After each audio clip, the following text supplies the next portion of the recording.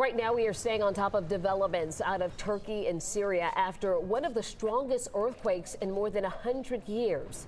Here's what we know right now. More than 7,000 people have died, and officials are estimating that death toll to double. Freezing weather conditions are endangering survivors and complicating the ongoing rescue efforts.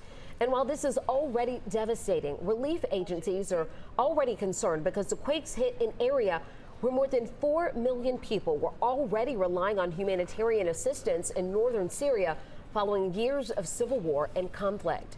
Right now, there are dozens of Metro Atlanta families wanting and waiting to hear back from their loved ones in Turkey and Syria. 11 Eye's Paula Searle spoke with a few of those families as efforts are still underway here to send help to those there. She joins us live in the studio. Paula? Hey, Ron, you mentioned the freezing temperatures complicating ongoing efforts, but broken roads following the earthquakes are also making it harder for rescuers to access these areas, as you can imagine.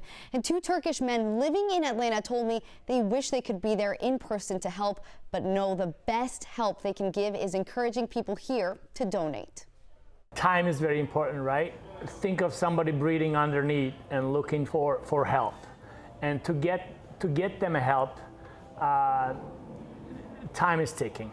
So I would say, don't wait, don't think. With each passing minute, the death toll climbs in Turkey and Syria after 7.8 and 7.5 magnitude earthquakes struck there. In Atlanta, Turkish restaurant owner Muso Sarataj is urging people to donate money and cold weather items to help his fellow brothers and sisters. You want to run, I mean, you want to pick up and go.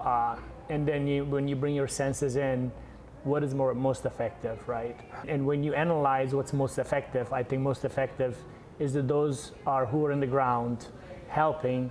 We help them through wires versus jumping and running. I was just watching, but it's so hard. I'm crying all the time.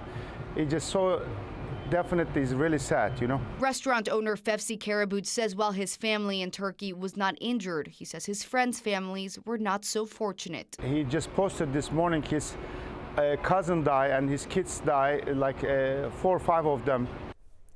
Well, a group is currently collecting cold weather items like tents and coats in Norcross. They plan on sending those to Turkey through a Turkish airline as soon as possible. We've got the address on where those can be dropped off at and a list of websites you can donate through on 11alive.com.